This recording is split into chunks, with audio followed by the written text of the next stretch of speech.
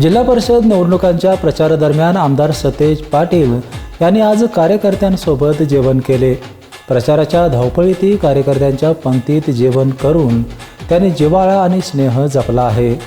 प्रचारादरम्यान दराजे वडगाव येथील नागनाथ मंदिर परिसरात कार्यकर्त्यांची जेवणाची पंगत बसली होती।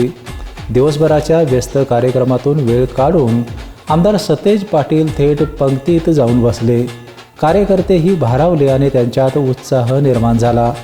दिवसभराच्या थकव्यावर उतारा ठरलेला हा क्षण प्रचाराच्या धावपळीत एक दिलासा देणारा ठरला। जिल्ह्यात काँग्रेस तसेच महाविकास आघाडीचे सर्व उमेदवार निवडून येतील असा विश्वास आमदार सतेज पाटील यांनी यावेळी व्यक्त केला। बीपीएनसाठी कोल्हापूरहून विजय यशपुत्त।